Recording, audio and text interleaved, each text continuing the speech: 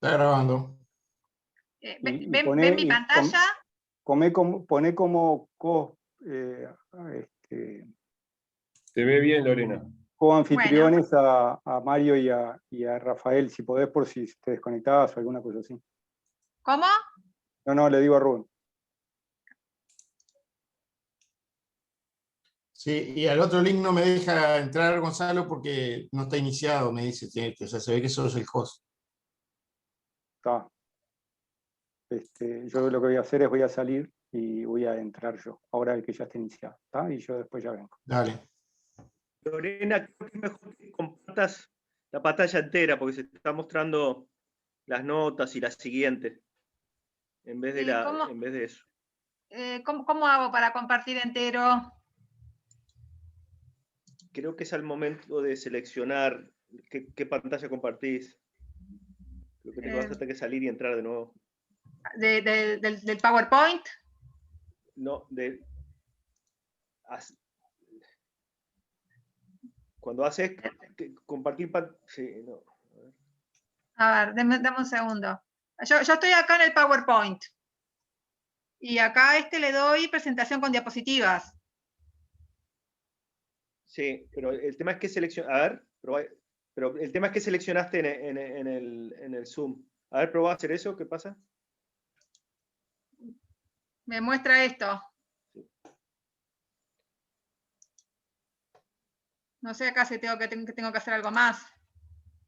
En opciones de presentación, me parece, que salís del modo presentador.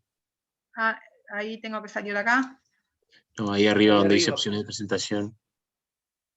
Opciones de presentación. Arriba, barra de tareas. La siguiente.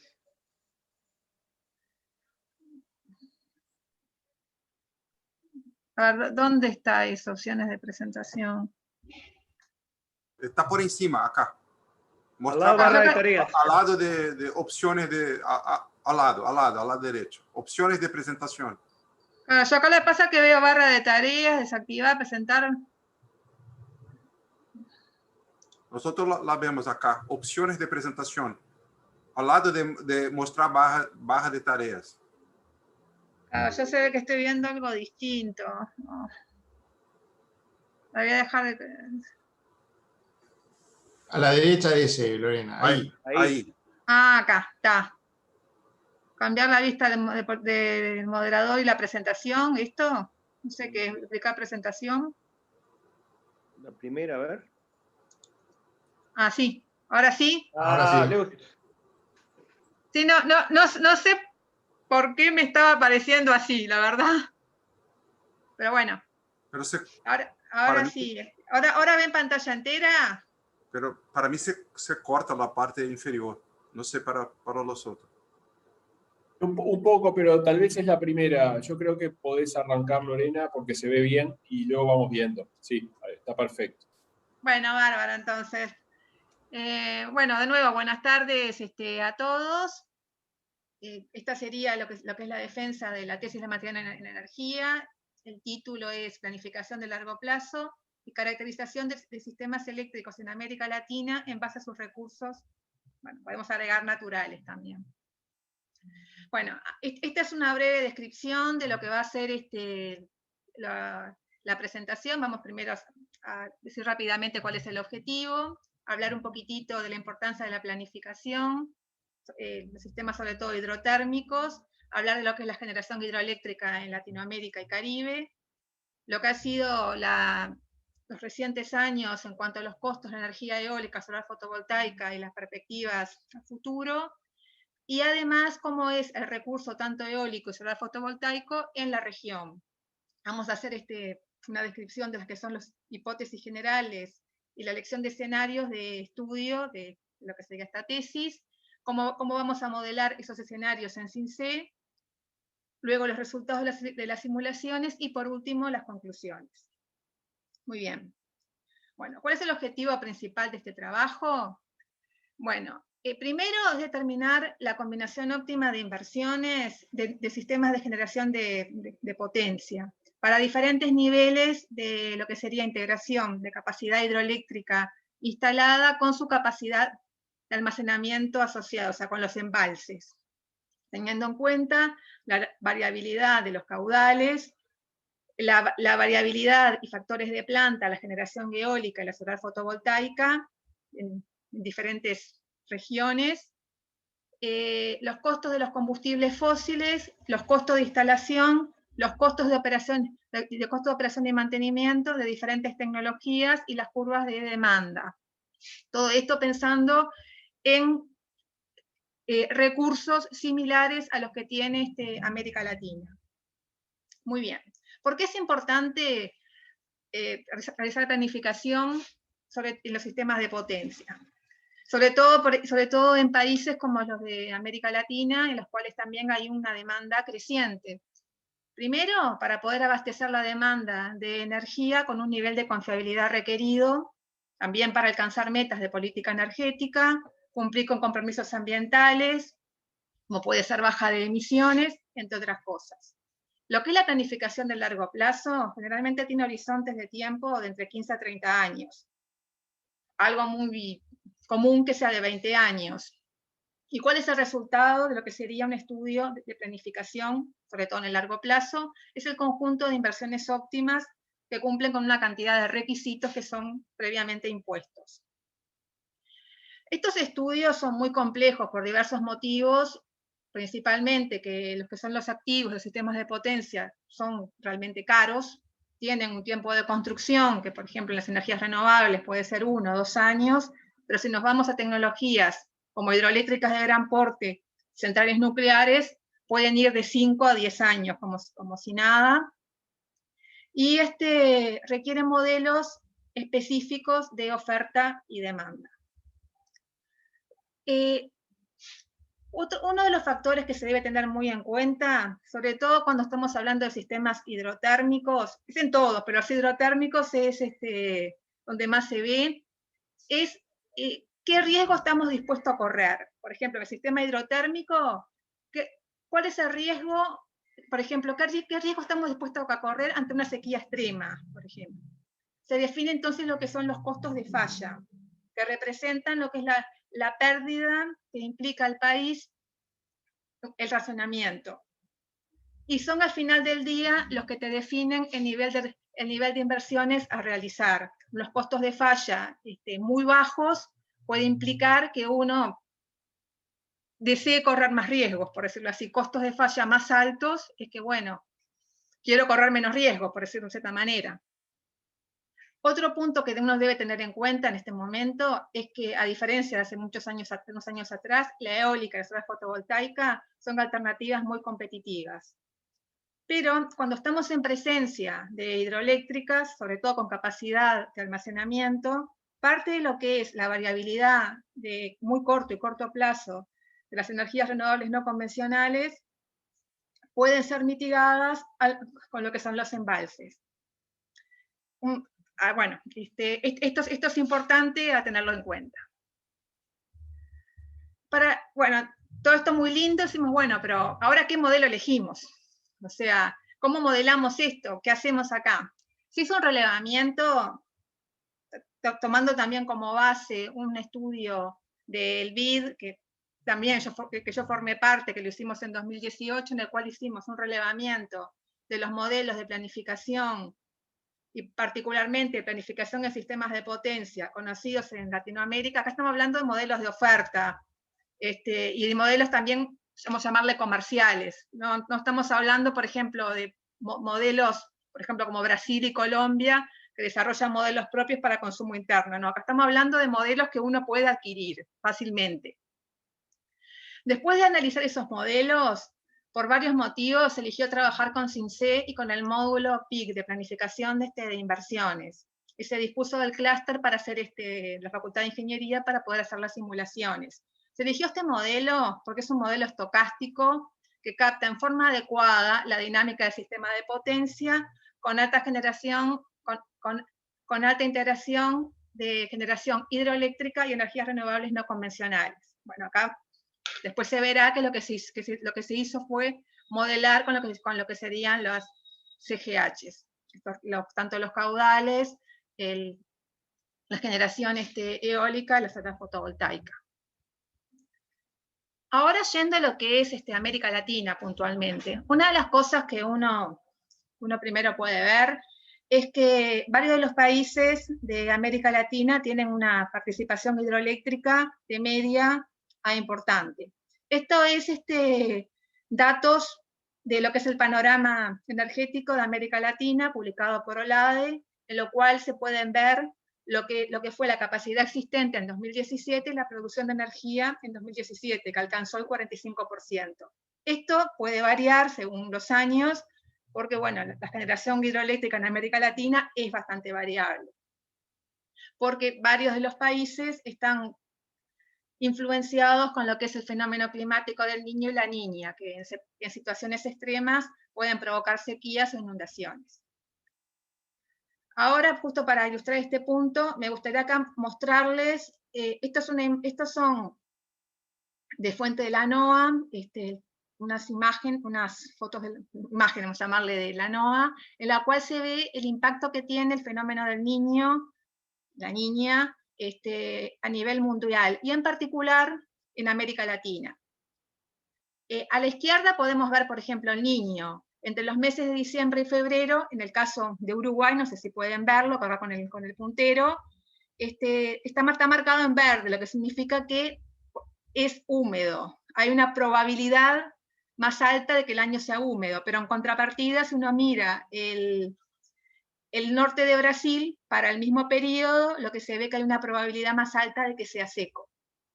También acá podemos ver cómo impactaría la Niña. ¿Esto qué significa? Estos fenómenos son cíclicos y tienen una periodicidad de 4 o 8 años. Como decía, que en situaciones muy extremas pueden provocar o inundaciones o sequías. Como ven, no afecta a todos los países del mundo y de América Latina en particular de la misma forma, y el mismo fenómeno en una región puede significar una cosa y en otra región diametralmente opuesto. Muy bien, eso es lo que tiene que ver con generación hidroeléctrica. Cuando ya pasamos a lo que es la energía solar y la energía eólica, lo que acá podemos ver, estas son dos imágenes de informes de IRENA, es cómo han evolucionado los costos 2010, 2018 y las perspectivas a 2030 y 2050. Por lo que vemos, la eólica sí ha bajado de precio, un 22%, tampoco es wow, pero bajó de precio, y hay unas perspectivas de que siga bajando un poco más. La solar sí, la fotovoltaica tuvo una bajada dramática de precios y también se espera que 2030, 2050 aún baje más. Esto es importante tenerlo en cuenta porque si bien 2010 la eólica, como digo, no bajó tanto de precio, pero la solar era una alternativa muy cara, hoy por hoy ya no lo es. Muy bien. Luego de todo lo que sería la parte esta de introducción general, lo que quería decir, bueno, bárbaro, ¿cómo utilizo todas estas cosas para poder caracterizar países o recursos similares a América Latina? Mirando un poco lo que serían los mapas eólicos de América Latina, mirando un poco también lo que serían los mapas solares y un poco los recursos. Decidí dividir América Latina en 3 regiones. A ver, acá no estoy tomando toda América Latina, sino algunas partes de América Latina. Por un lado, América Central, excluyendo México. Por lo que saqué México, más que nada es porque México tiene una participación hidroeléctrica realmente muy, muy pobre, o sea, tiene muy poquita hidroeléctrica, y además tiene sus complejidades también. Entonces, me quedé solo con lo que sería circuito CIEPAC, que se llama de esa manera. Luego en el cono sur tuvo una situación parecida. Paraguay tiene exceso de hidro, no tendría mucho sentido tomarlo. Y Brasil es demasiado grande, con características muy distintas según donde estemos mirando. Entonces tomé Argentina como cono sur, Uruguay y la región de Río Grande do Sul. Y luego la región andina, bueno, que está Chile, Bolivia, Perú, Colombia y Ecuador. Muy bien. Esto es lo que vamos a analizar. y cómo está dividido. Bueno, después definimos lo que es el factor de planta, esto de una central como el porcentaje entre el cociente de la energía generada y lo que generaría si pudiera estar trabajando a pleno en un periodo de tiempo determinado. Puede ser factor de planta anual, diario, mensual. Y bueno, y para ello, para la parte hidroeléctrica, lo que se hizo fue, por un lado, considerar los datos anuales de OLADE para calcular el factor de planta de las hidroeléctricas en la región anuales, y también para poder analizar cómo sería la evolución a lo largo del año de los caudales, se consideraron un país de cada una de las regiones. El Salvador en el caso de América Central, Colombia en la región andina y Uruguay en el cono sur. Esto era de los países que tenía más datos como para analizar. Y bueno, luego para el caso de la eólica y lo que es la solar fotovoltaica, acá lo que decidí utilizar fueron datos públicos de Atlas Eólico y de radiación del Banco Mundial. Si bien también utilicé algunos datos de parques existentes, parte del problema que había para analizar ese tipo de datos es que están entrando constantemente en servicio parques y es más difícil poder mirar un año y decir había tanta capacidad todo el año instalada sin que eso quede teñido. Muy bien. Esta es la parte del modelado del recurso. Esto es datos, como decía, de CIELAC, de OLADE, de América Central, de lo que sería Cono Sur, sin Brasil, y lo que sería la región andina. Acá también está en cada uno la producción anual, la capacidad hidroeléctrica instalada, y bueno, y acá lo que se hace es una especie de cociente para determinar lo que sería el factor de planta de cada uno. Una de las cosas que estuve viendo es que si bien estamos viendo solo 10 años, y para tener una buena caracterización tendríamos que tener mayor cantidad de años, por lo menos 20, 30 años. Pero unas cosas que se ven es que, si bien hay variabilidad y hay diferencias entre América Central, Cono Sur y región andina, tampoco son algo que digamos, no es que uno sea 20 y el otro sea 80, sino que son más o menos del mismo orden. Y bueno, entonces, después de analizar todos estos datos, lo que decidí fue considerar un único factor de planta anual con una media de un 55% y extremos de 40-70. Eso sería entre 40 y 70% con un valor medio de 55. Eso sería cómo se va a modelar el factor de planta anual. Después, bueno, bárbaro, eso sería en forma anual. ¿Cómo se comporta el recurso a lo largo del año? O sea, los caudales son todos iguales, o sea, ¿cómo es? Bueno, entonces en este caso se analizó lo que serían, se contaba con datos de UT de El Salvador, de XM Colombia y de Uruguay. De Uruguay lo que se hizo fue considerar un caudal equivalente como 0.6%, de 0.6 los caudales por unidad de Salto, más 0.4 los caudales por unidad del Río Negro. Se le dio un poco más de peso a lo que es Salto Grande. Y bueno, y acá estaría lo que son las gráficas de esos caudales. Una de las cosas que se ve es que en la región de América Central es más pronunciado las variaciones interanuales que en lo que sería la región Cono Sur y la región andina. O sea, América Central tiene un régimen de lluvias y un régimen de sequías más marcado, por decirlo de una manera.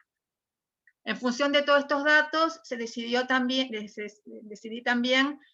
dividir en dos partes. Por un lado, América Central va a ser modelado con un régimen de caudales similares a El Salvador, y el caso de Cono Sur y América Latina con un andamiento anual similar, algo parecido al de al de región andina y Cono Sur. O sea que en ese caso solamente va a ser un modelo para América Central y otro modelo para Cono Sur y región andina.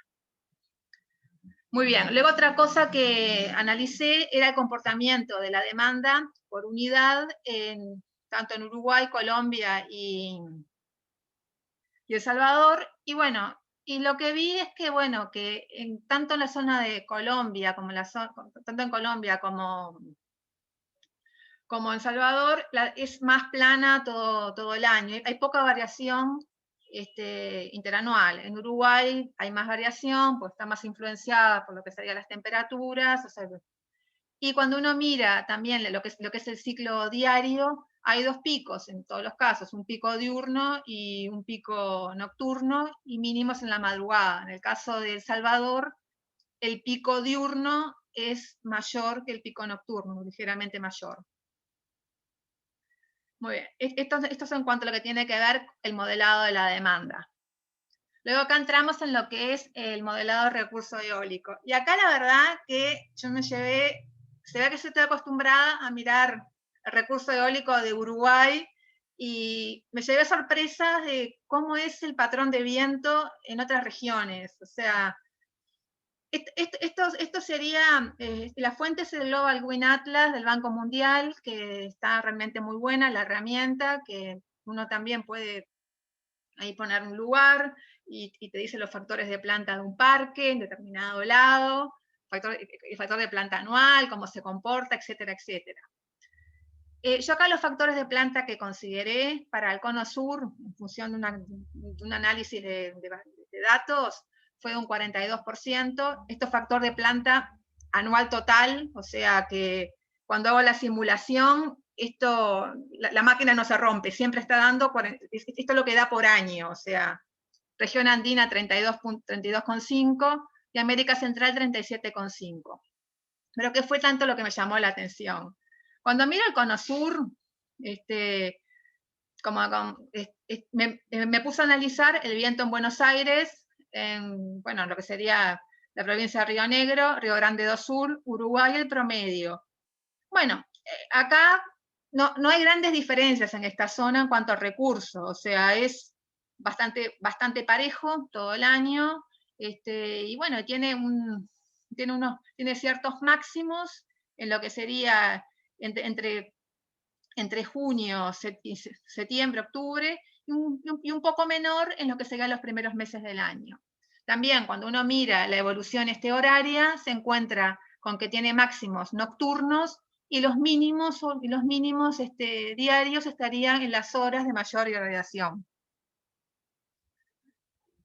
Cuando me puse a analizar la región andina en los diferentes países, acá también utilicé datos además del Global Wind Atlas, utilicé datos de lo que es el estudio La Red del Futuro, que es un estudio que realizó el BID, que terminó en el 2018, que está muy interesante, en la cual tiene datos de toda América Latina.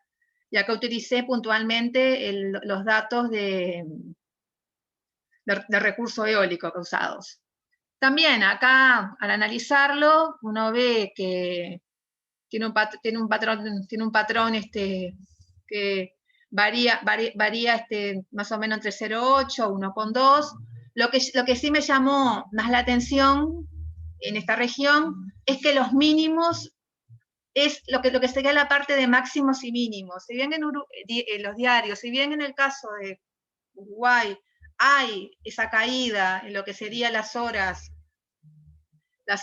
del mediodía, las horas de mayor irradiación, en la región andina se notan más esas caídas respecto a la noche. Esa fue una de las cosas que me llamó la atención. Pero lo que más me llamó la atención es cuando me puse a analizar el recurso eólico en Centroamérica, que, como digo, uno está acostumbrado a Uruguay, que es algo bastante parejo, pero cuando uno empieza a mirar Centroamérica se encuentra que hay una cantidad de meses del año que hay un recurso eólico impresionante y otros meses que está casi nada, está súper bajo el recurso eólico.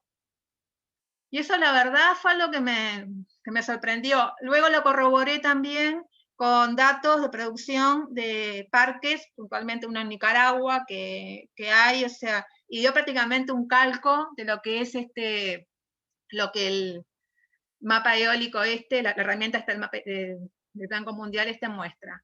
Esto también sería la evolución horaria, que también me llamó la atención que no hay mucha diferencia entre lo que sería el día y la noche, por no decir prácticamente nada. Y bueno, y en función de todos esos datos, lo que se hizo fue armar diferentes series y diferentes CGH para poder modelar esos recursos, el recurso eólico, los 3 recursos eólicos según las zonas, con esos patrones. Bueno, luego en lo que tiene que ver con el modelado de recurso solar, también se utilizó del Banco Mundial el Global Solar Atlas.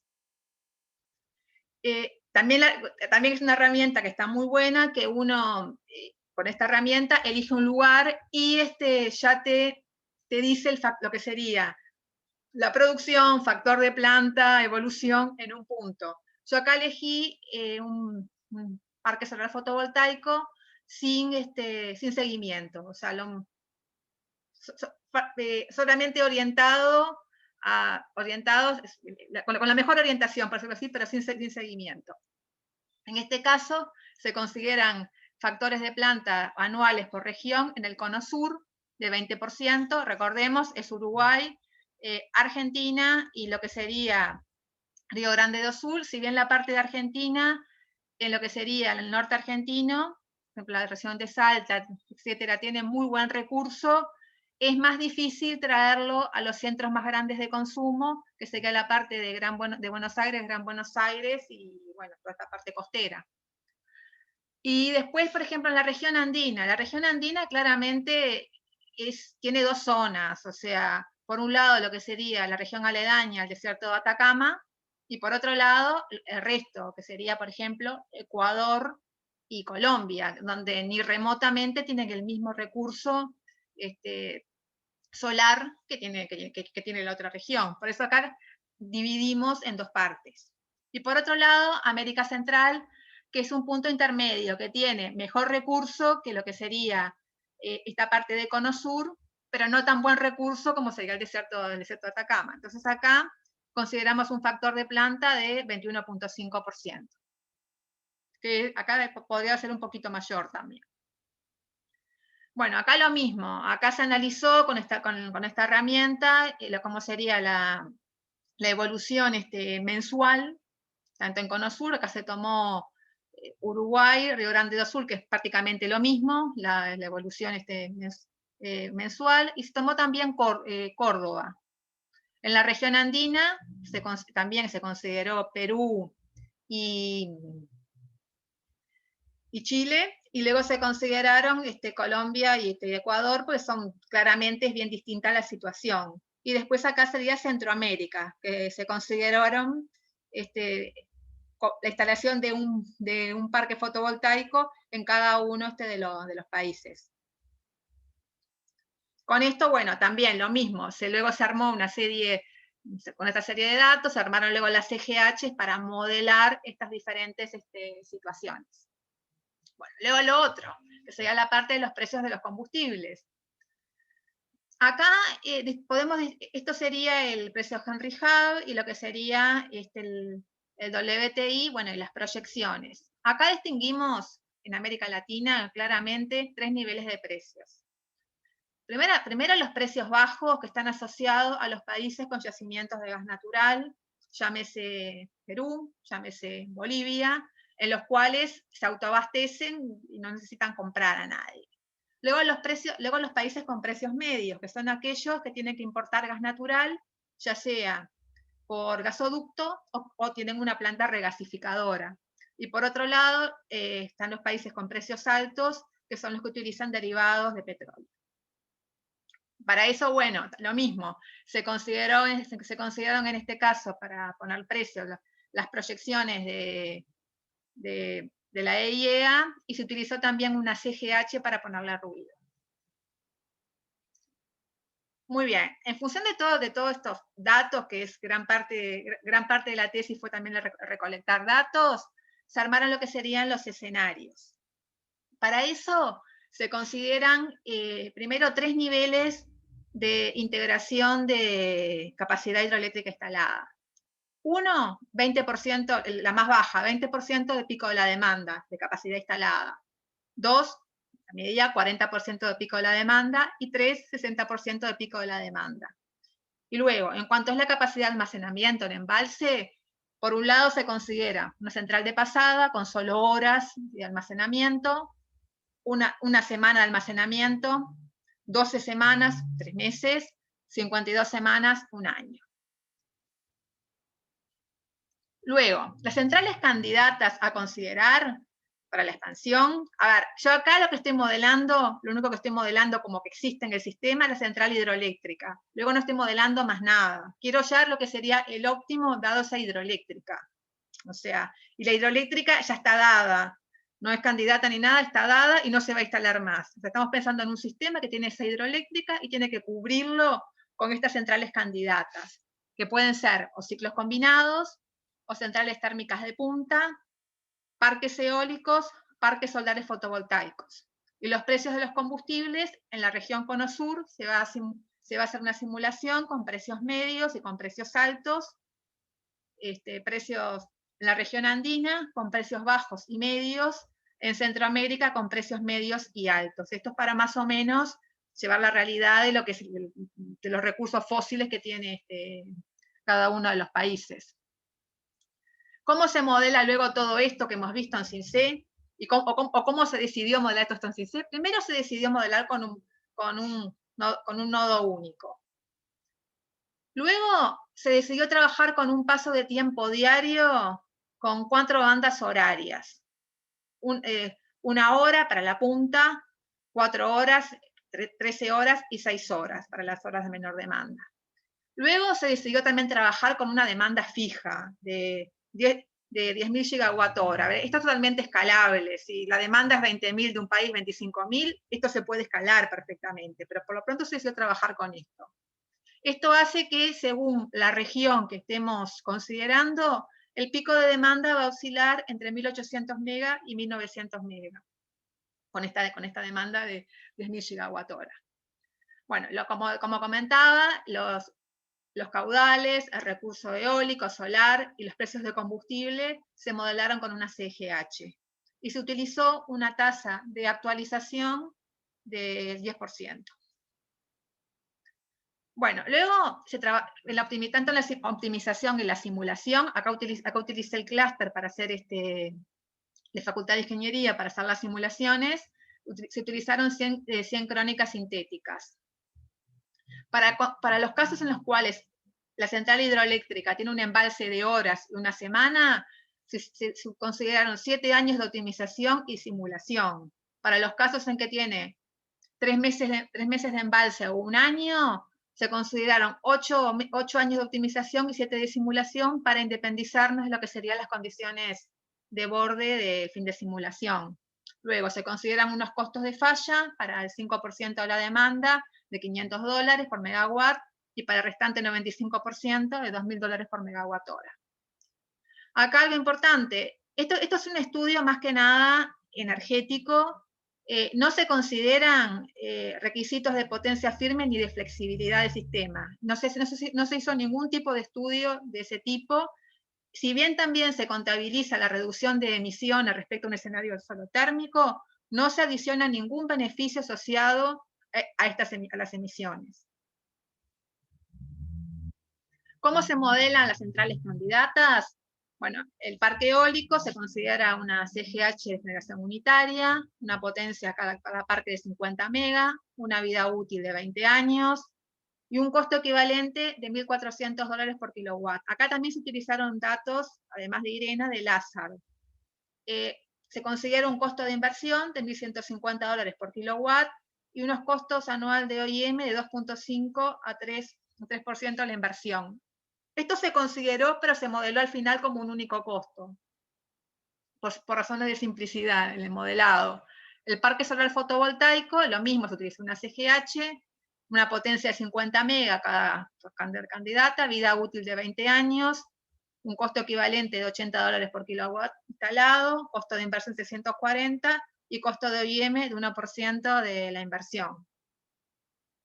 Acá otro punto, acá no se consideraron en ningún momento ningún tipo de degradación de paneles, o sea, siempre, o sea, no generan siempre lo mismo, por decirlo así. Luego, en lo que sería la parte de las centrales térmicas, se modelan centrales térmicas de punta o térmicas de base. Las de base se quedan en ciclos combinados. Las de punta tienen una potencia 60 MB, vida útil 25 años, factor de disponibilidad 85% y el costo equivalente de $1000 por kilowatt. La diferencia con las de base, si las prendo, tienen que estar prendidas por lo menos un día, y si las apago, también tienen que estar un día apagadas. O sea, serían ciclos combinados. En la tabla abajo se ven los costos asociados según el escenario a estas tecnologías. Bueno, después de todo esto, estos son los escenarios que se simularon. En el caso, por ejemplo, del Cono Sur, con la potencia hidroeléctrica, 20% de pico de demanda, 40-60, para cada una de ellas se consideraron estos tipos de almacenamientos. Y a su vez, estos tipos de combustibles. O sea, todos estos son escenarios. Luego, los caudales, estos factores de planta, lo mismo, acá, ¿cómo diría? O sea, 20% de pico de demanda se modelan estos 4 capacidad de almacenamiento. Y para cada uno de estos también se hace una simulación con diferentes precios de combustible. Son muchas simulaciones, como verán. Lo mismo para la región andina, lo único que en la parte de la región andina, los combustibles, los precios de combustibles es bajo y medio. Porque, bueno, todo sería gas natural o GNL. Y acá también la diferencia es que acá se modelan también 2 factores de planta diferentes para lo que es el recurso solar fotovoltaico, como había comentado anteriormente. Bueno, esto luego sería para la región de Centroamérica, también todos los escenarios modelados. Bueno, y ahora vamos a ver cuáles son los resultados. Estos serían los resultados en lo que es la zona Cono Sur. Lo que sería puntualmente la participación de las generaciones solar y eólica para 60% de capacidad hidroeléctrica, 40 y 20 según las semanas de almacenamiento, 0, 1, 12 o 52 semanas. Como se ve claramente, prácticamente instala todo eólica, instala muy poquitita solar, realmente. Luego lo que se hace es decir, bueno, bárbaro, acá hay una preferencia bárbara, con todos los datos acá que estamos considerando, por la eólica. ¿Qué pasa si bajo el precio de la solar? Y se hizo también una sensibilidad a la baja en los precios de solar, de un 10%. Lo que se vio es que sí, instala un poco más de solar, pero la eólica sigue siendo preponderante. Luego se calcularon lo que serían levelized cost, y se ve justo en la tabla aquí de abajo, que claro, que aún bajando los costos, con estas hipótesis, el costo levelizado de la eólica sigue siendo menor. O sea, lo que se da Cono Sur, la preponderancia es eólica. Luego se analizó también lo que serían las anualidades, o sea, comparándolo con solo térmico. En esta gráfica, también acá lo que se ve el volumen, y acá se ve lo que sería la anualidad de las inversiones hechas. No sé si ven mi puntero, pero lo que está acá arriba sería la expansión solo térmica con un 20% de almacenamiento. Lo que está más acá abajo es cuando dejo entrar energías renovables no convencionales.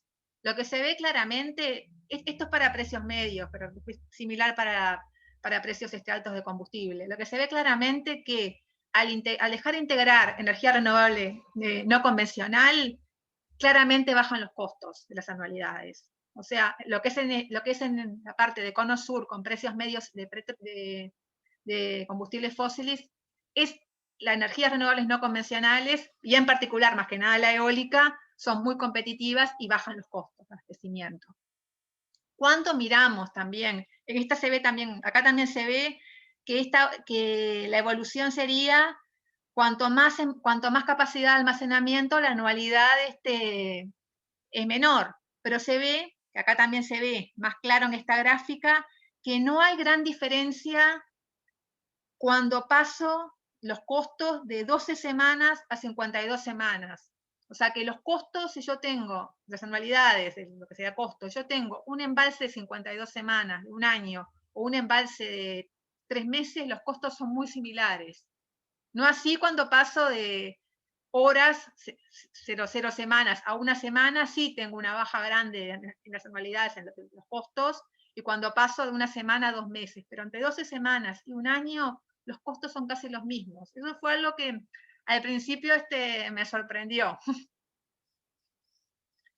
Bueno, luego al analizar la región andina, otra cosa que se vio es cuando hicimos las simulaciones con los precios bajos de combustible, en este caso $3 por millón de BTU fue lo que se consideró que son los costos que más o menos tiene Perú y Bolivia para generación, se vio que no instalaba ningún tipo de energía renovable no convencional. Ni siquiera en Perú, que tiene factores, por ejemplo, de plantas solares muy buenos, no instalaba. Cuando incrementé en $1, pasó $4 por millón de BTU, ahí sí comenzó a haber instalación de energías renovables no convencionales. Entonces, estos son los resultados con los precios medios y en los dos casos. Primero en los casos con factores de plantas altos y luego también en los casos con los factores de planta más bajos. Acá lo que se ve, sobre todo en la parte de factores de planta alto, esto es energía, no potencia, pero lo que se ve es que en lo que es la región andina hay preponderancia de lo que sería la energía solar fotovoltaica. Sobre todo en la capacidad de almacenamiento 60 y 40. Esto es energía, no es potencia instalada. Y es, como decía, la parte de factores de planta de 25%. Cuando uno analiza los factores con factores de plantas solares más bajos, también en relación instala más capacidad solar, pero es menor la diferencia. Aquí abajo se pueden ver los costos, el levelized cost tanto de la solar fotovoltaica con factor de planta alto, con factor de planta más bajo, y de la eólica, bueno, que también explica un poco estos resultados. Y por qué hay tanta diferencia, pues se puede percibir estas diferencias.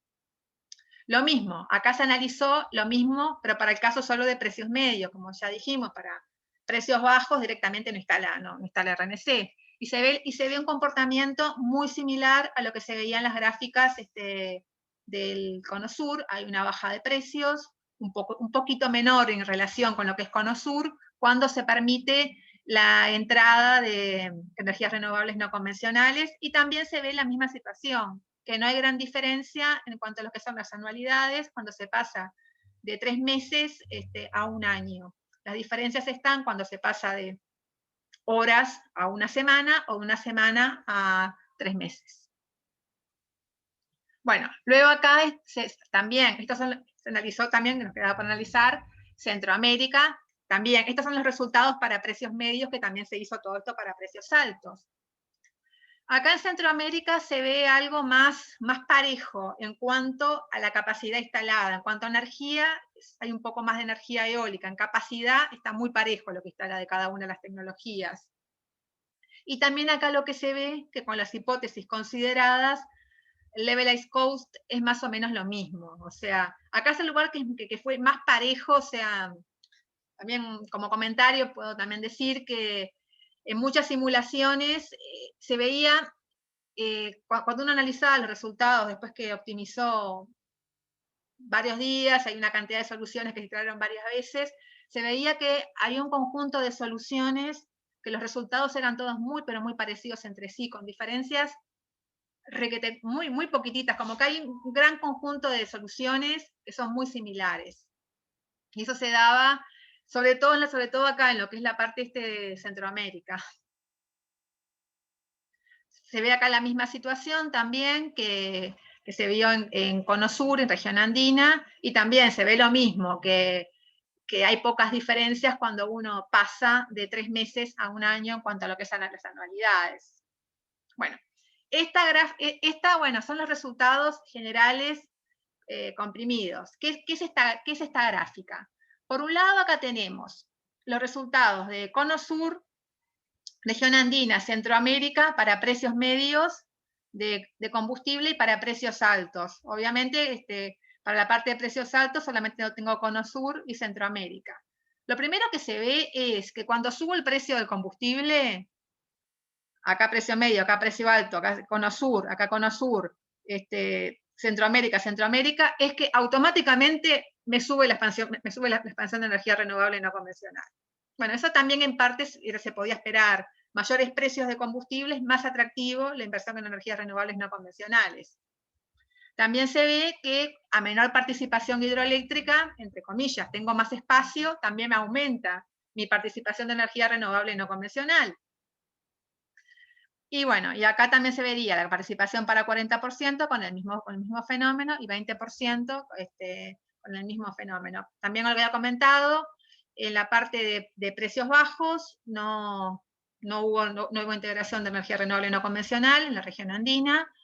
Hubo con $1 más, ahí sí, ya empieza a ser competitivo. Acá sería todos los resultados en general de lo que sería la participación de las energías renovables no convencionales para los precios medios de combustible, según el volumen de almacenamiento. Bueno, acá se ve lo que sería la parte del 20%, de 40 y 60%. En todos los casos, una cosa que se dio en todas las simulaciones es que Cono Sur fue la región en la cual, ya sea porque es preponderante por cómo es la situación, porque también la expansión preponderante es eólica, es la que tuvo siempre mayor integración de energía renovable no convencional, que por ejemplo que en zona andina. Eso también puede ser porque zona andina es más que nada solar, y hay un pico, y ya está, la eólica es más distribuida a lo largo del tiempo, pero bueno, la conclusión es que fue la que tuvo siempre mayor integración. Acá estarían también los que serían, según las regiones, los costos nivelados, y bueno, lo que sería la parte de la región, como decía, Cono Sur, tiene alta integración eólica y poca solar, muy poca solar realmente, región andina, sobre todo la parte aledaña al desierto de Atacama, con alta irradiancia, preponderancia solar, en Centroamérica muy repartido, o sea, casi mitad y mitad sería. Bueno, otra cosa que también se pudo ver es que en lo que es la región Cono Sur y andina hay una complementariedad muy buena entre lo que es el ciclo diario eólico y el solar. Se veía clarísimo más que nada en la región andina que cae pila la generación durante el día en las horas de irradiancia, en la parte de Cono Sur también cae, un poco menos pero también cae, y que en la parte de Cono Sur, cuando se bajaron también los costos de la solar, la eólica aún sigue siendo preponderante. Y otra cosa que se hizo también fue en la región andina de alta irradiancia, se hizo una simulación bajando los costos de la eólica en un 10%. Y también se vio que bajando los costos 10% de la eólica, la solar en la región andina de alto factor de planta solar seguía aún siendo preponderante. Bueno, otra cosa que, como decía, que analicé, pero que no cuantifiqué con dinero, fue la disminución del índice de emisiones de CO2. Para la capacidad hidroeléctrica 60%, en los escenarios de gas natural 0.2, y el índice es 0.2 y el derivado de petróleo 0.3, bajó a menos de la mitad, o a la tercera parte, según si estemos mirando petróleo, o estamos mirando gas natural. Cuando es 40%, bajó a la tercera parte, o a la cuarta parte. Y bueno, y acá lo mismo, cuando tenemos capacidad hidroeléctrica instalada del 20%, también hay una disminución importante. Muy bien, estas son lo que serían las anualidades, según los precios de los combustibles. Acá estaríamos, se ve claro, para la parte de 20% de embalse, térmicas, solamente térmica, comparándolo con lo que son las expansiones con 20%, se ve claro que acá hay un gap, o sea, y lo que también dice que las energías renovables en general te bajan las anualidades, algo como decía en el caso de precios muy bajos, y bueno, eso es algo importante porque hay una reducción en los costos del sistema. Luego otra cosa que también se vio es que dada una potencia hidroeléctrica instalada, a medida que vos aumentabas con esa capacidad hidroeléctrica fija, a medida que vos aumentabas la capacidad de almacenamiento, se incrementaba la participación de las RNC, y los escenarios que tenían mayor participación de energías renovables no convencionales eran los que tenían menor participación hidroeléctrica. En estos casos, estoy de acuerdo que habría que hacer un estudio mucho más profundo de lo que sería la parte de flexibilidad y estabilidad del sistema. Bueno, y también que a mayor precio de combustible, mayor es la participación de las energías renovables no convencionales. Por último, que esto era lo que se quería llegar, acá lo que se hizo fue, bueno, bárbaro, que hicimos todas estas simulaciones, ¿cómo sería un sistema ideal de varios países de América Latina? Entonces, considerando la capacidad hidroeléctrica que tienen instalada estos países, la disponibilidad de combustibles fósiles con sus precios, se dice, bueno, en el caso, por ejemplo, de Uruguay, Uruguay tiene capacidad hidroeléctrica mayor al 60% del pico de la demanda. Precios altos de combustible, región Cono Sur, preponderante la eólica. Perú también tiene 60% de pico de la demanda o mayor en hidroeléctrica y precios muy bajos de combustible. Preponderancia térmica.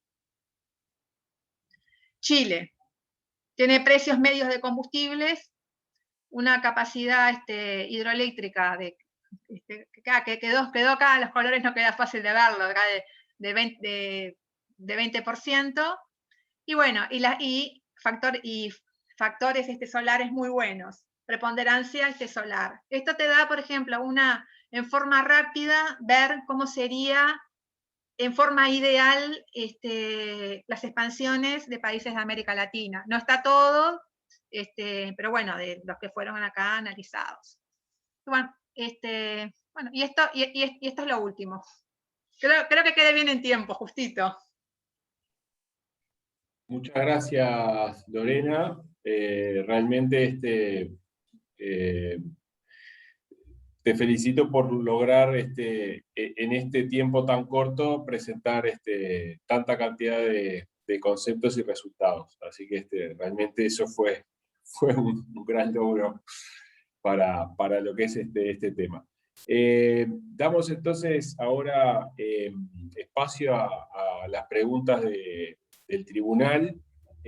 Vamos a invitar primero al profesor Marcelo Price, dándole la derecha a los invitados regionales. Después vamos a seguir con Rafael Terra, porque son los invitados Instituto de Ingeniería Eléctrica, y luego voy a hacer algunos comentarios yo. Así que, doctor Marcelo Price, adelante. Gracias, Mário. Não sei se lo hago en portugués o portuñol, estoy en duda. Bueno. Con el portuñol estamos bien, me parece. Ahí venimos bien. Ok. Bueno, hablaré despacio de todas formas. En primer lugar, felicitaciones a Lorena por el trabajo y por la presentación de hoy también. Me imagino el esfuerzo para recolectar tantos datos y hacer tantas corridas de simulación. Pienso que debe de ser un esfuerzo muy grande y trabajo muy bueno. Felicitaciones. Bueno, pienso que es bueno también de hablar que Lorena y yo tuvimos una charla de casi 2 horas, ¿no? Que comentamos muchas cosas del trabajo. Y yo leía la última versión. Te agradezco por haber incorporado la mayoría de las sugerencias que yo he hecho, ¿no? Muchas gracias. Bueno, tengo algunos comentarios, algunas preguntas para hacer, para profundizar el entendimiento del trabajo.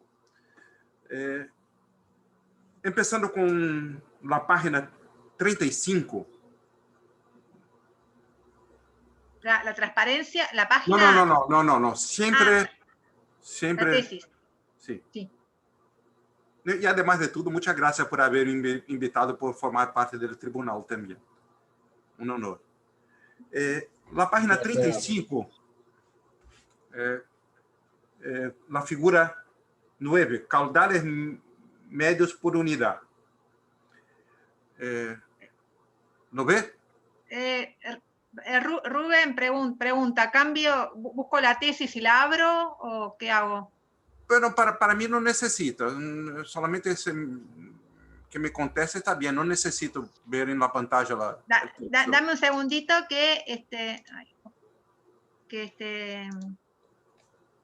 sí.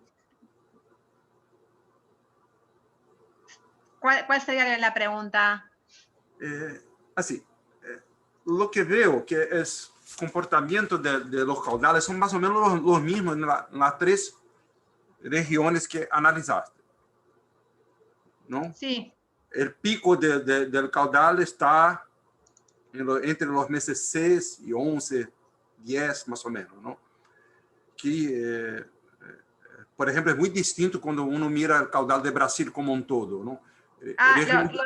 Lo estuve mirando y por eso al final decidí sacarlo, porque era dificilísimo poner Brasil entero. Sí, pero lo que te pregunto es lo siguiente.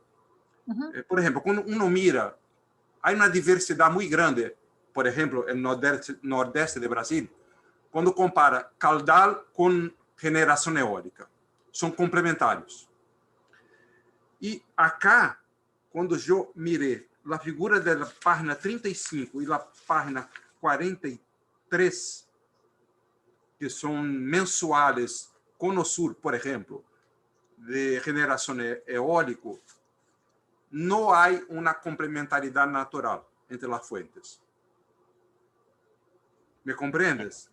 Porque, por ejemplo, en el nordeste de Brasil, cuando hay mucho caudal, hay poco viento. Cuando hay poco caudal, hay mucho viento. Así que hay una complementariedad natural entre las 2 fuentes. Acá no pasa eso. Para ninguna de las 3 regiones pasa eso. No, la verdad, no hice ningún análisis de correlación en cuanto a, por ejemplo, años más húmedos, si había más eólica o no. Eso no hice.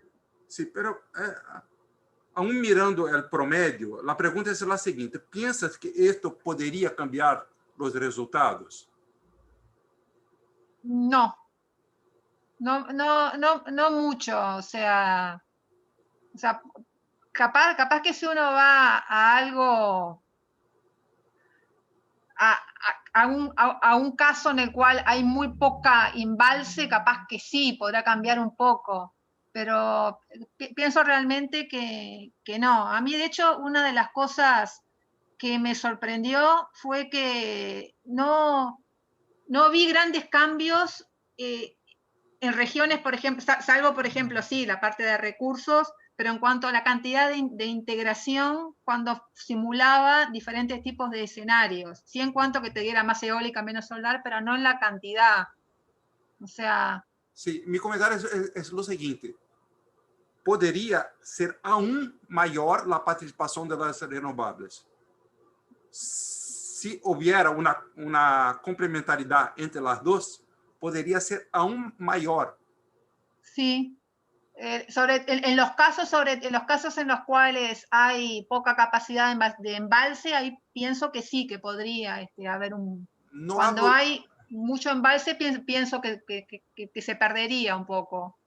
sí, no hablo en cuanto a la cantidad de embalse, hablo cuando el cambio es estacional entre verano e invierno, porque acá no hay este comportamiento, es más o menos en el viento, el comportamiento de generación eólica es más o menos lo mismo a lo largo del año. Cuando estoy mirando mensual, no diario, mensual. Sí.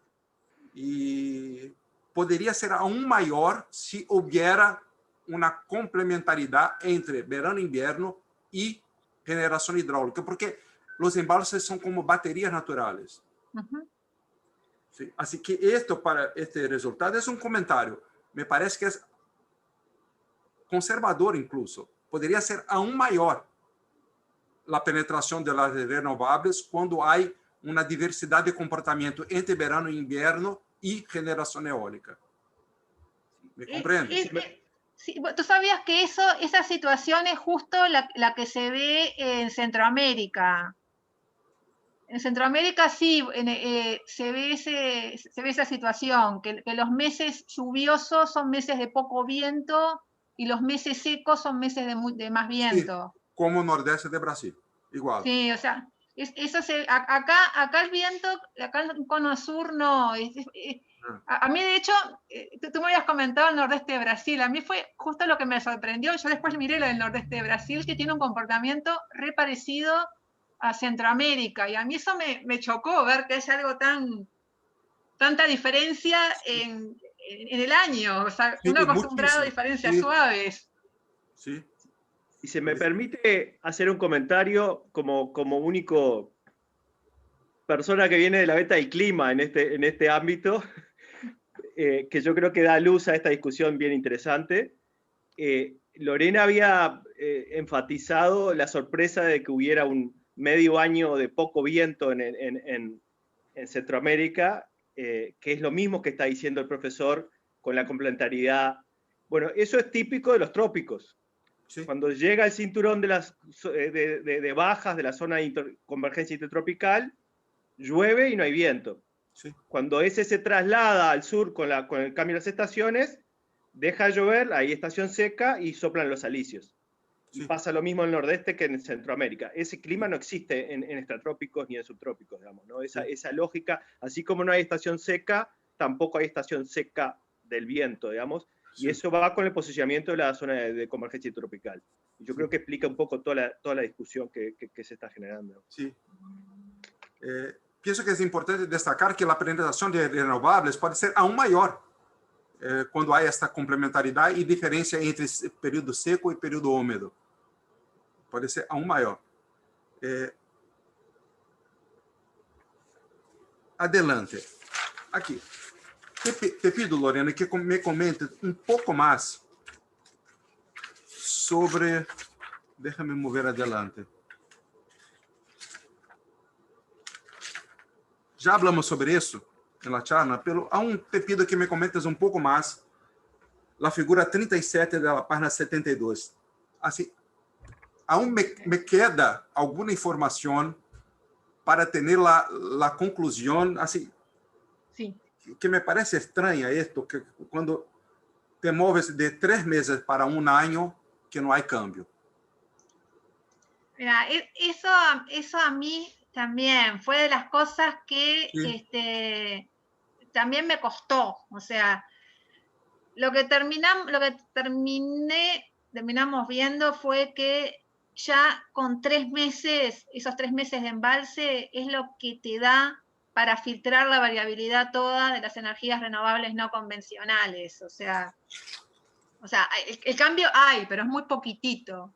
Entonces, con eso es la capacidad de filtrado que requerís en el sistema.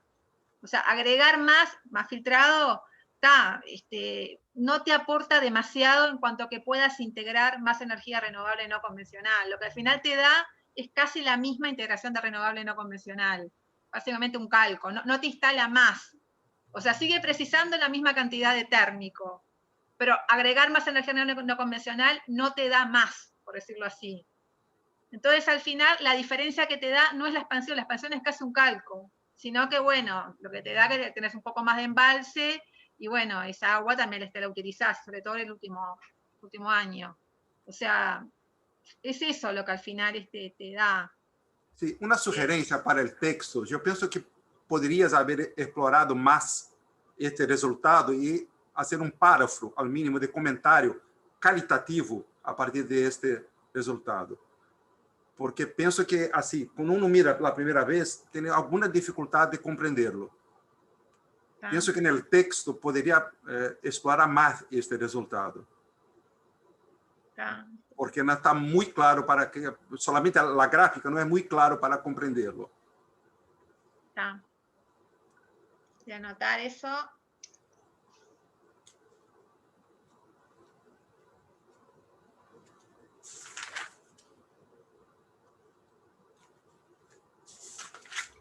Sí, perdón que me meta en esto, Lorena, pero capaz que, por lo que está diciendo Marcelo, el gráfico ese que se muestra cómo se reduce la variabilidad según la ventana de filtrado de las renovables, sería bueno agregarlo con la explicación, porque si alguien ve cómo se reduce si uno filtra un mes, 2 meses la variabilidad de las renovables, se entiende clarito lo que acabas de explicar. Bueno,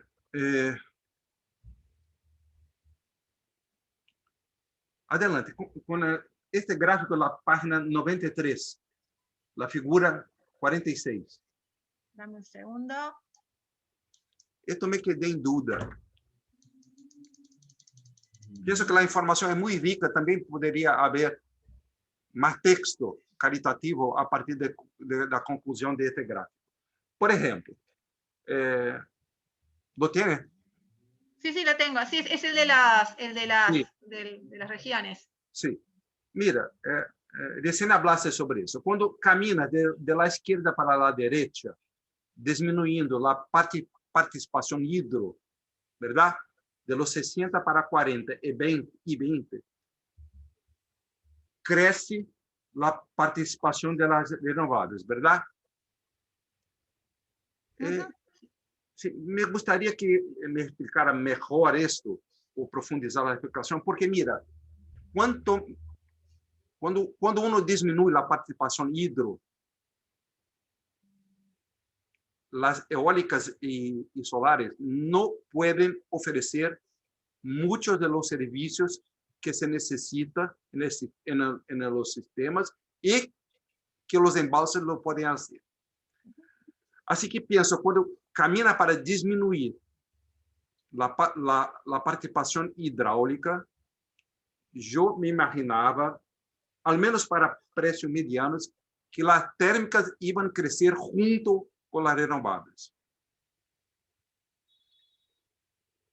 A ver, esto como te decía, este es un estudio energético que no tiene una parte de estudio de flexibilidad ni de estabilidad, que eso para el escenario de 20% soy consciente que hay que hacerlo. O sea, desde el punto de vista energético, lo único que tenés es un paso horario y un ciclo combinado que si lo pagaste, tenés que tenerlo prendido un día o apagarlo un día. No hay estudio de flexibilidad. O sea, en 40% me parece que esto el sistema lo podría bien llevar.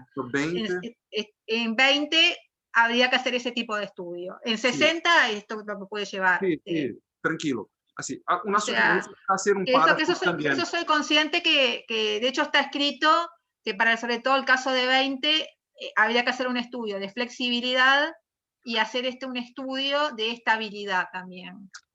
Sí, porque no solo, acá es energético solo, que capaz que se requiere así poner centrales. Las centrales, a ver, otra cosa que también se dio, que acá no está en la presentación, pero es así, se instala muy poco ciclo combinado, casi todo lo que instala es central de punta. Sí. No está casi ciclo combinado, no le gusta la restricción que haya que apagarlo, ni nada. O sea, está a la punta prácticamente todo, o sea. Y como tiene eso que el modelo lo puede prender y apagar cuando quiere centrales de punta, dice, bueno, hago esto. Sí. Pero sí, de acuerdo. Sí. No me acuerdo de haber leído en el texto un comentario sobre eso. Para, por ejemplo, 20%. No sé, no me acuerdo de haber leído. En esta página no sé, pero está puesto más de un lado, que habría que hacer un estudio de flexibilidad, pero lo agrego también, lo puedo agregar más veces. Otra pregunta más. La representación de la red fue como un único nodo, ¿verdad? Un comentario. ¿Piensa que podría cambiar los resultados si hubiera considerado la red de transmisión junto con generación? A ver, ¿Podría haber cambiado? A ver, sí. A ver, no, a ver, lo que se mostró, por ejemplo, en el estudio La Red del Futuro, es que cuando interconectabas zonas, obtenías mejores resultados que cuando trabajabas con un único nodo. El tema de interconectar zonas es que uno tiene también que saber qué restricciones poner. O sea, yo podía haber puesto, por ejemplo, Cono Sur, podía haber puesto en la parte de Argentina, la zona del desierto de Atacama, la zona de Salta, con muy buen recurso solar, y conectarlo a la parte de Buenos Aires con otro nodo. Tema, ¿qué restricción pongo? ¿Qué inversión tendría que poner? Ese tipo de cosas que dije, bueno, no, esta zona está más alejada del gran centro de consumo, cabe asumir que es más difícil traerla y tampoco tengo tanta infraestructura. Pero por lo que yo he visto en otros estudios, generalmente cuando lográs interconectar, obtenés mayor integración. Pero Sí. también, en contrapartida, también puedes tener más pérdidas, otra serie de cosas, o sea... Sí, y te lo comento eso, por ejemplo, acuerdo al mapa del potencial eólico, ¿no? El mejor potencial de Brasil está ubicado en la región nordeste. Sí, hay carga allá, pero la mayor carga está en la región sudeste. Así que al analizar la exploración, por ejemplo, del potencial eólico sin considerar la transmisión, junto el costo de inversión y generación, añadido del costo de inversión y en transmisión, puede ser más caro que poner una planta térmica próxima del centro de carga. Totalmente de acuerdo. No, de hecho, otro punto, si uno mira también la región andina, hay zonas que tienen, sobre todo hay zonas que tienen factores de planta mayores, que también están por arriba de las montañas, eólicos me refiero. Esos dije, bueno, acá costaría carísimo poner un parque, porque no tengo casi caminos, tengo que hacer una infraestructura de caminos muy grande, o sea, puedo ponerlo, pero no a estos precios, o sea, estoy de acuerdo. Entonces, también por eso algunas decisiones tomé diciendo, bueno, lo mismo Argentina, el factor está grande de solar está en este lado, la demanda la tengo en este lado, la tengo cerca de recursos, o sea, y bueno, en el caso de Brasil, no, era imposible modelarlo todo como un país.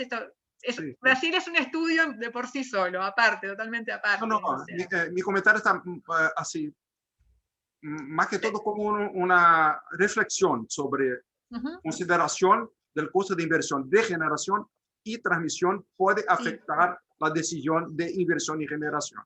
Sin duda, y también puede en algunos casos ser más rentable poner una línea de transmisión y usar un recurso de otro lado, o sea, y en otros casos no, pero no.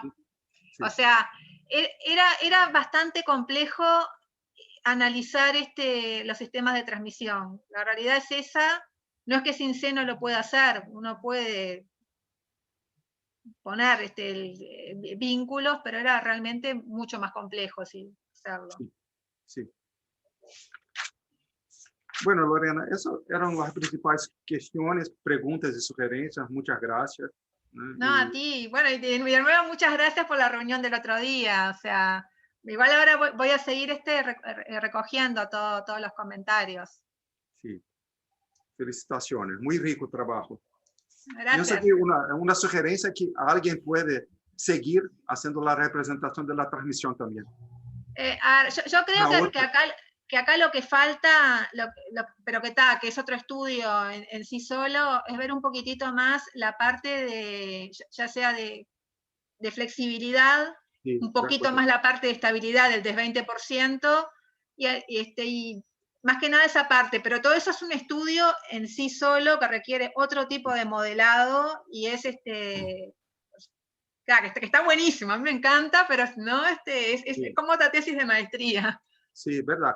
Y también suministro de punta también. Uh-huh. Esto también puede favorecer las técnicas de ciclo abierto, más rápido también. Sí. Es eso, muchas gracias. Nada, a ti. Perfecto, muchas gracias, profesor Price. Le damos la palabra entonces al profesor Rafael Ter. Buenas. Primero, gracias a los directores por la invitación y felicitaciones a Lorena. El esfuerzo de conjunción de información y esto que venían hablando recién, de el criterio de simplificación del problema para hacerlo abordable. Me pareció bien difícil porque es una tensión siempre entre realismo y cosas que sean consistentes. Y esas dos cosas tienen mucho mérito. El manuscrito era muy fácil de leer, aún para un... No me animo a decir externo al tema porque ya hace mucho tiempo que me he acercado al tema de esto y en particular del SIMC, pero bueno, no trabajo en cuestiones de sistema de potencia. Voy a hacer una pregunta específica, después uno abre un tema con una serie de preguntas adentro, más de mis cosas. La pregunta específica, así muy concreta, tú en el manuscrito y en la presentación dijiste con mucha claridad el rol que juega la definición de la falla.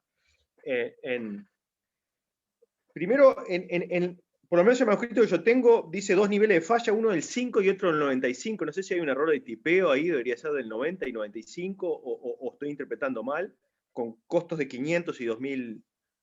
¿Por qué 5 y 95? ¿Qué quiere decir eso? No, lo que pasa es que la falla se mide. El 5 es el primer 5%, y después el 95% que está por arriba. Y tiene que sumar 100. La sensibilidad a eso, ¿la llegaste a hacer? ¿La sensibilidad cambia esos costos o no? No.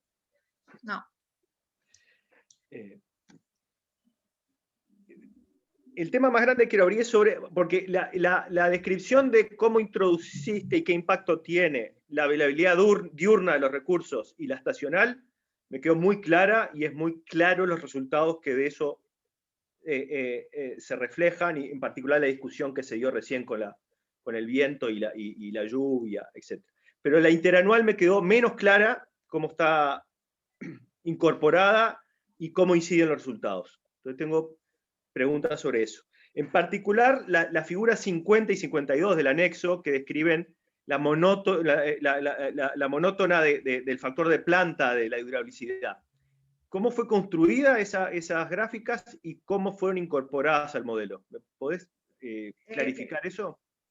¿Qué figura bien? Las figuras 50 y 52, que son en el anexo 1, que describen la monótona del factor de planta de las hidráulicas. No, en realidad esto es lo que dio la simulación. O sea, yo acá lo que hice fue, primero, lo que en función de los datos de OLADE, lo que vi que, bueno, como que la región Cono Sur, la región andina y la región de Centroamérica, sí, había diferencias entre los factores de planta medios, pero tampoco era algo que digamos que unas 20 y otras 70. O sea, entonces dije, bueno, hay diferencias, tampoco tengo tantos años como para caracterizarlo bien, tomo como factor medio 55, y considerando que tengo solo 10 años, voy a tomar extremos mayores. O sea, lo que digo es que en un año muy seco voy a estar en un 40%, en un año muy húmedo 70%, y después tengo los andamientos mensuales. Yo acá utilicé muchas series de viento, muchas series, por ejemplo, hidrológicas de Uruguay. Primero lo que hice fue calibrar Uruguay, como decía, con el 0,6, el 0,4 por unidad de lo que sería Salto y Río Negro, pero Uruguay es más variable que eso. O sea, la variabilidad hídrica que tengo Uruguay es mayor, entonces tuve que cortar esa CGH. Tuve que trabajar con la CGH para tener menos variabilidad que la que tiene Uruguay. Y después, tuve que ajustar valores, tuve también que trabajar con CEGES, ajustar valores para tener CGH que se comportaran, que tuvieran un comportamiento parecido a lo que tiene Centroamérica, en cuanto a recursos. O sea que fue trabajando con la CGH para llegar a esos recursos. ¿Cómo impusiste ese 40-70?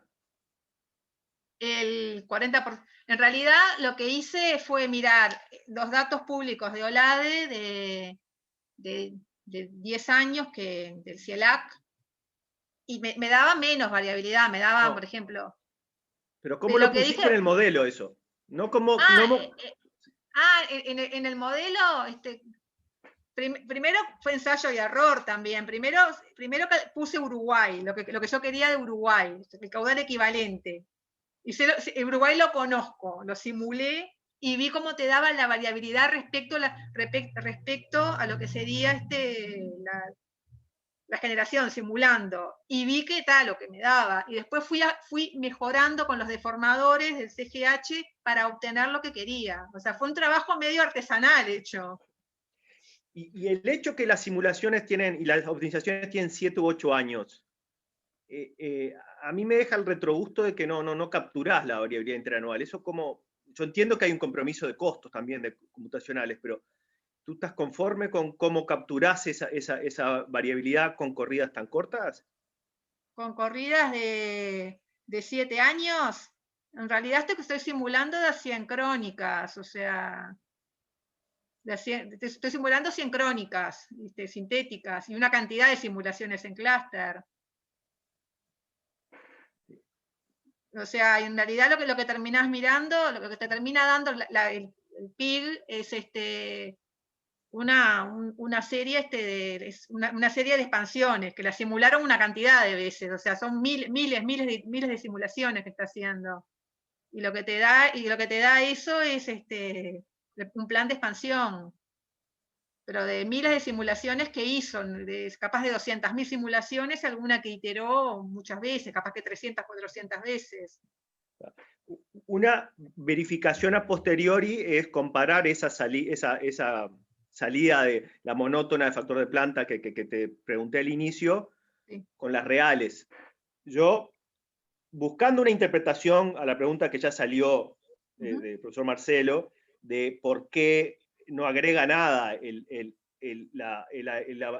almacenamiento de 3 a 12 meses, yo entiendo claramente que con 3 meses es más que suficiente para filtrar todas las no convencionales, digamos.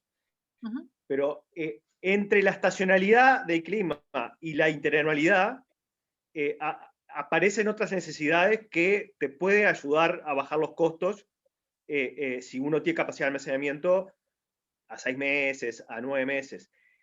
A mí me da la sensación que esas curvas de las 50 y 52 son un poco chatas. Yo no sé entiendo que tuviste que hacer una cantidad de simplificaciones, pero algunas de esas pudo haber apretado la variabilidad en esas escalas y por tanto no rendido el tener almacenamiento más largo que 3 meses. Pero es una especulación que no... A ver, sí, lo que sí digo que eso es real, la variabilidad de Uruguay puntualmente es mayor que esto. De hecho yo, analizando también otros sistemas, que esto debes saber, tú sabes mucho más que yo, de la región, lo que vi que el sistema uruguayo es más variable que cualquier otro sistema que he visto. Miré el colombiano, que el colombiano está muy influenciado con el fenómeno del Niño también, pero el uruguayo es más variable, o sea, que eso no. También miré Ecuador, que por otro motivo lo tuve que estudiar, que también es un sistema variable, pero el uruguayo es más variable, y esa parte no termino de entender si es porque tiene, o sea, por qué motivo es más variable que el resto de los sistemas, pero lo he notado eso en cuanto a los que vos tenés 3.000 en condiciones secas y 9.000, 10.000 en condiciones húmedas, o sea, realmente hay algo, pero no sé bien por qué. Esta es una pregunta para ti, te das cuenta, ¿no? ¿Por qué el sistema uruguayo es más variable que los demás en cuanto a la hidrología?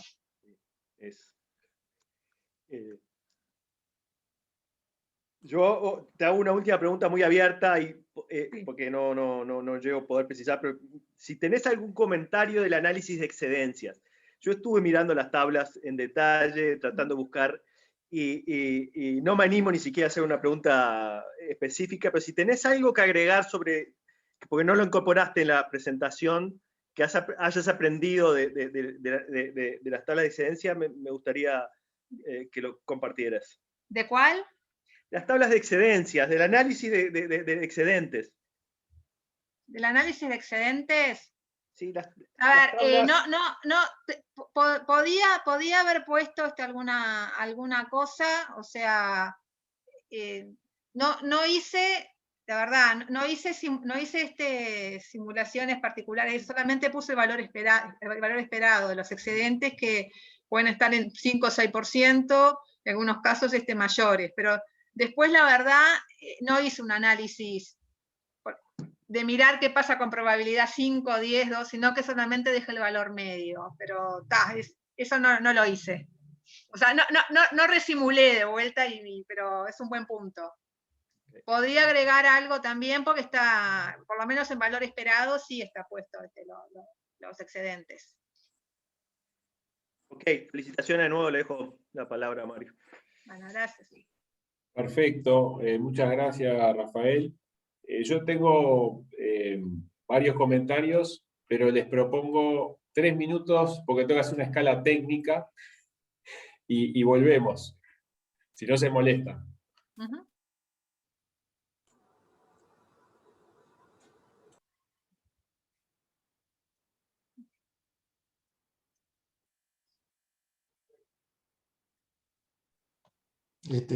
En estos 3 minutos meto la cuchara de nuevo. Capaz que, Rafael, lo que vos estás diciendo, no sé si va por este lado, que es del tema de la corrida de 7 años y las interanualidades.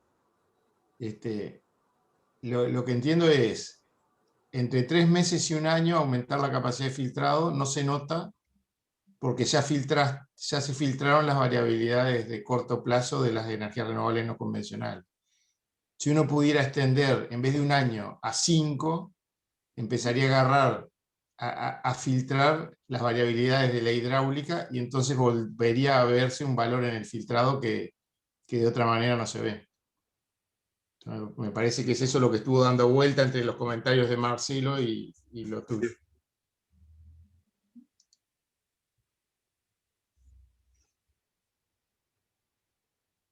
Por eso comenté, me quedó así, un hueco, así, algo que no está cerrado, no, como comprensión.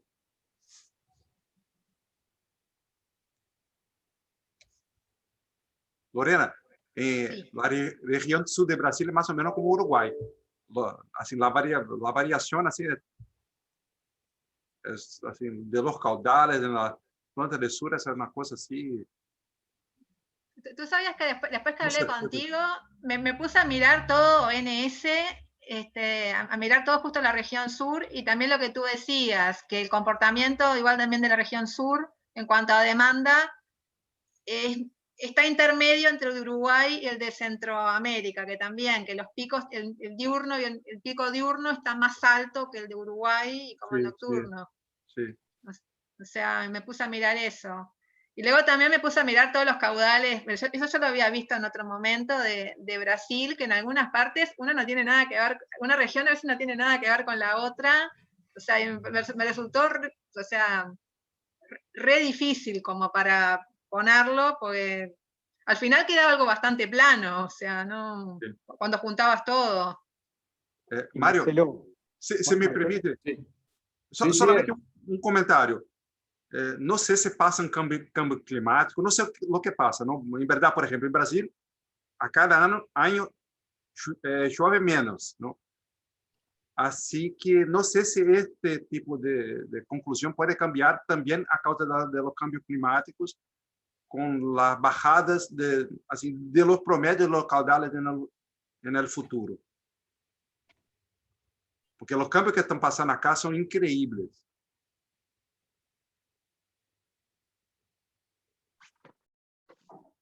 Ese es un buen punto. A ver, yo en realidad no hice ninguna proyección de cambio climático, pero una cosa que sí vi, analizando los caudales de Salto, es al revés, que cuando miro caudales de Salto, veo que como que los últimos años, los últimos 20, 30 años, tienen más caudales que lo que tenía antes.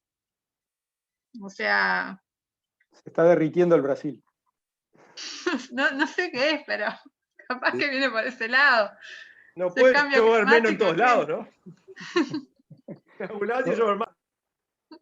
Marcelo, cuando tú te referís a la variabilidad del sur de Brasil, no incorporás el Paraná, no está metida en esa cuenta Itaipú, ¿no? No.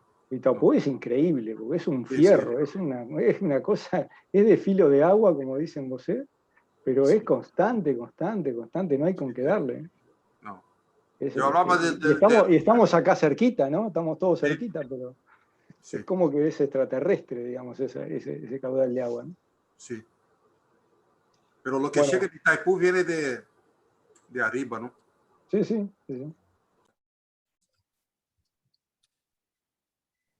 Bueno, si les parece, disculpen, ya veo que igual están muy entretenidos, pero bueno, yo quería hacer algunos comentarios sobre el trabajo de Lorena. Realmente me gustó mucho el trabajo, es un trabajo muy jugoso, realmente tiene primero mucha búsqueda de información y datos que no son fáciles a veces de conseguir, ordenar y después procesar.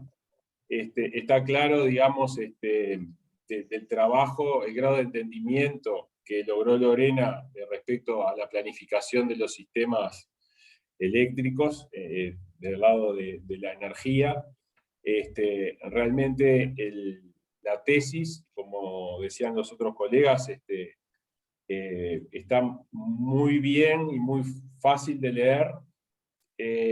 Realmente no encontré, incluso está muy corregida porque no encontré demasiados errores de tipeo, que tengo alguna cosita que después le puedo pasar, pero son comentarios totalmente menores. Así que por ese lado, realmente felicitarte por el trabajo. La presentación además también fue muy clara y realmente para toda esta información muy, digamos, muy llevadera en el tiempo que tenías para hacer.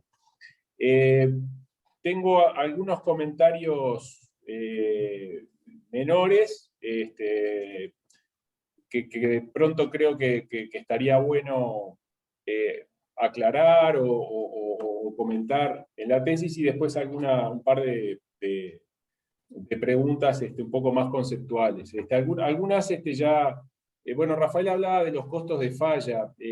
Ahí, digamos, no hay, digamos, una referencia, una bibliografía de dónde salen esos costos. Digo, el tema de los costos de falla es todo un tema, digamos, particular y profundo, y obviamente, digamos, no necesariamente tienen que todos los países tener los mismos costos de falla, aunque el trabajo consistía en hacer esta comparación, digamos, y ver cómo resultaba la expansión de los sistemas dependiendo de la cantidad de hidráulica y su capacidad y almacenamiento. Pero creo que ameritaría, digamos, por lo menos una referencia a ese concepto y a los valores que figuran.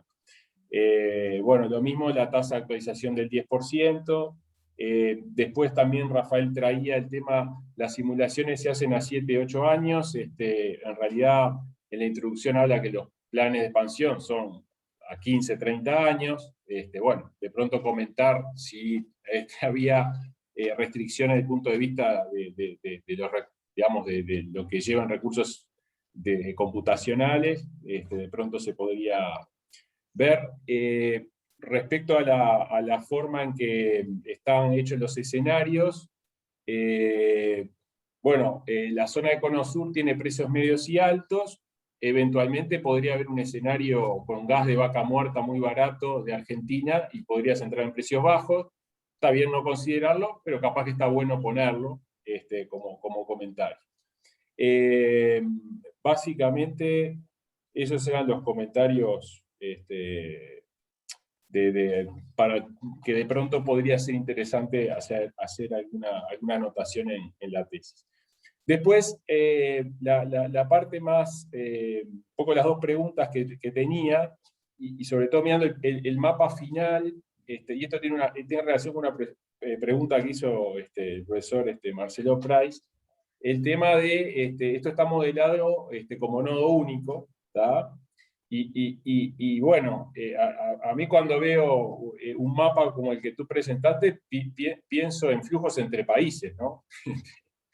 Y claramente acá hay una hipótesis que es, tú estás haciendo todo en hipótesis de autarquía, o sea, y no ponerla explícitamente, digamos, o sea, si yo miro ese mapa que está bárbaro, buenísimo, y miro, bueno, ¿cuál es la expansión predominante en Uruguay?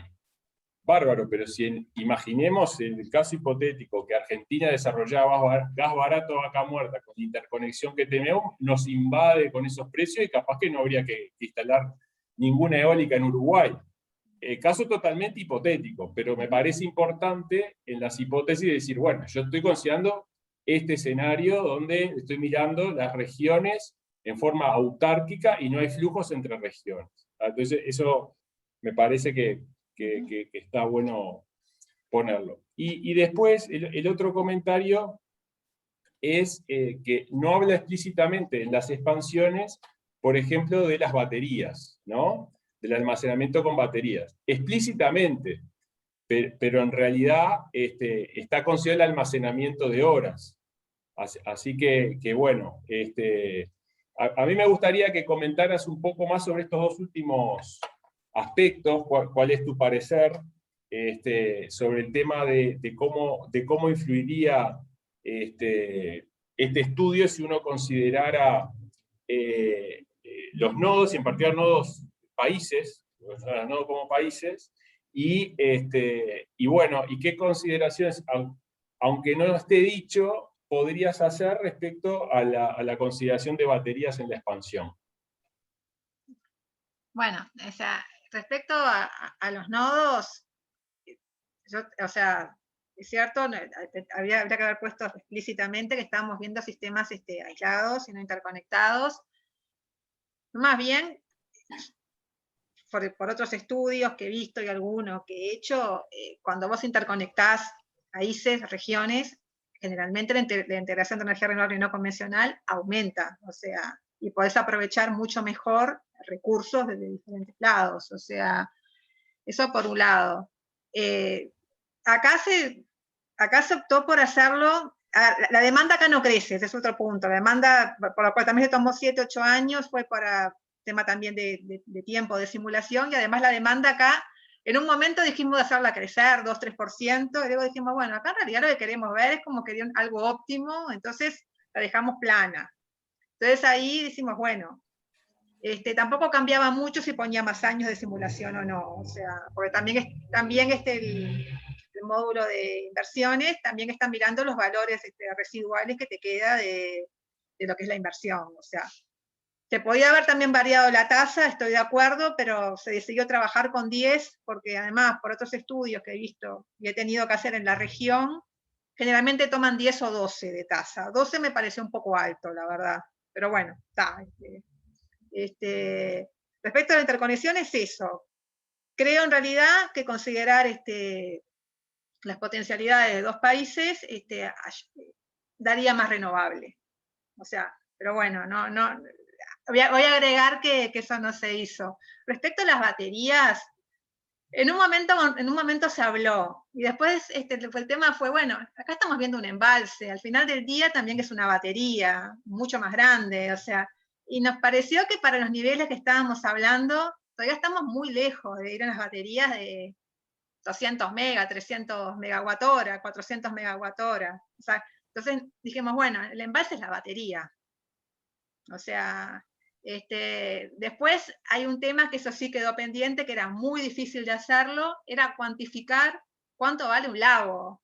O sea, acá estamos hablando, pasar de horas a una semana, te baja pila lo que sería, en cuanto a embalse, te baja pila los costos. ¿Cuánto vale ese embalse? Ahí fue algo que también hablamos con Rubén y con Gonzalo. Es difícil eso verlo, porque depende de la tierra que tienes que inundar, y está re difícil. Entonces, al final dijimos, bueno, esto está hecho, si se paga o no, quedaría para alguien que sepa realmente del tema verlo, o sea, pero quedó por esa. O sea, entonces al final del día, la batería es el embalse y no batería extra. Pero también por eso. De acuerdo, Lorena. Un último comentario.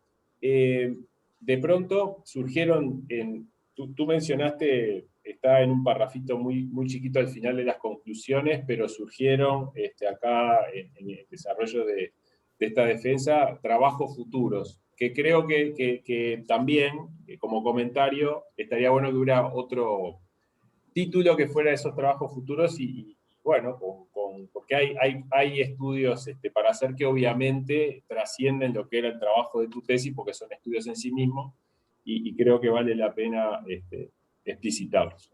Bueno, por mi parte, no tengo más comentarios ni preguntas. Antes de pasar a reunirnos con los otros colegas del tribunal, dejamos abierto si algún participante de esta defensa externo tiene alguna pregunta para Lorena, es bienvenida también. Veo que hay mucha gente del sector eléctrico, que bueno, que si tienen alguna pregunta, es bienvenida.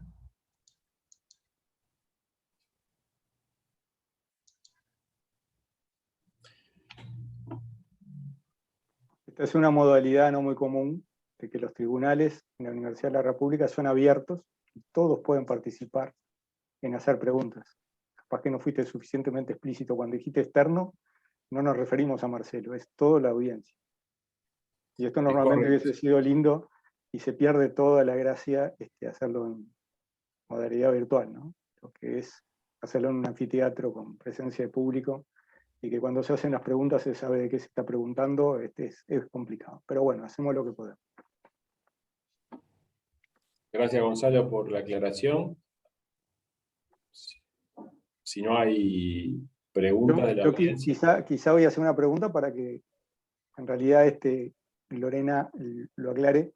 Lo dijiste medio al final, Lorena, que esto es un estudio que eventualmente, sabiendo cuáles son los costos de cada lugar, por ejemplo, de aumentar la capacidad, uno ve, sacando cuál es el beneficio, si eso se paga o no se paga. O sea que, en realidad, la información está toda ahí.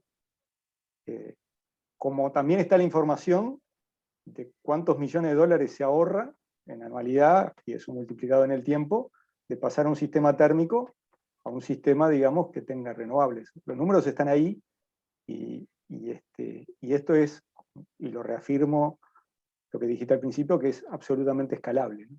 Pero capaz que podés hacer algún comentario respecto a que en definitiva esta herramienta es una herramienta que uno después la puede tunear para todos los países, evidentemente salvando las particularidades del modelado simplificado que tienen. Sí, yo creo que eso fue la idea y fue al principio lo que inspiró esta tesis, o sea, que sobre todo a mí, pero ustedes ya saben, estuve 3 años trabajando en el BID, en Estados Unidos, viendo diferentes sistemas.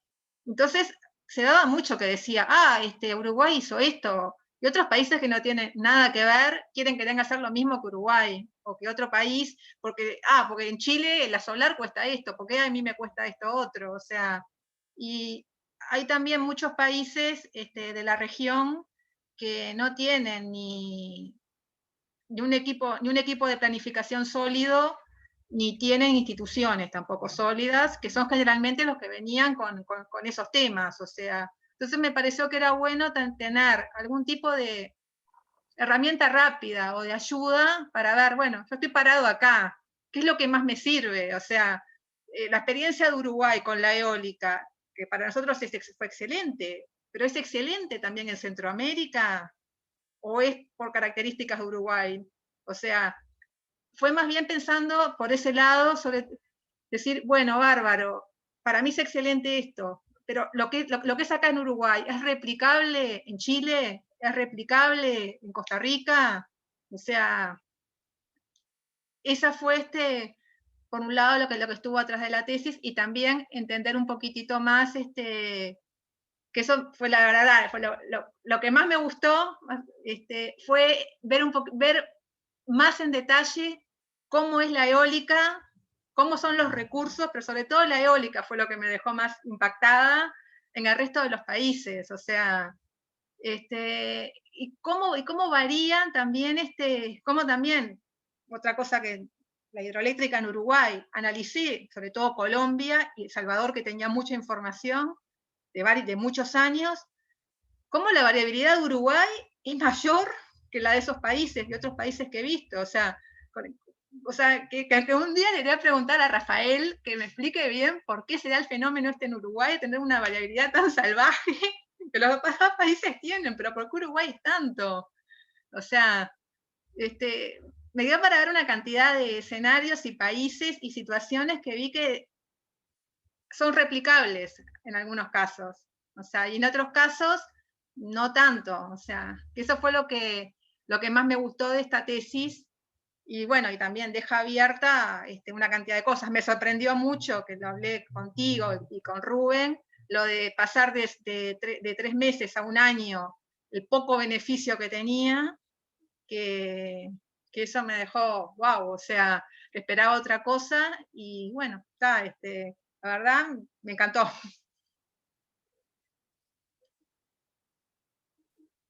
Doctores, tenemos preparada una sala una salita de esta reunión, una breakout room, así que si quieren ustedes son todos coanfitriones, si quieren yo los paso, o la otra alternativa es que se vayan a algún lugar, a alguna reunión que ustedes quieran organizar con la herramienta que quieran y después vuelven a esta reunión. No, tú nos pasás, Gonzalo, a una salita y resolvemos. Vamos a espiar.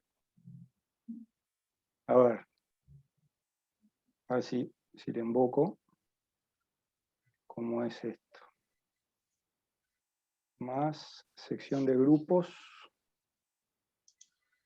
Asignar.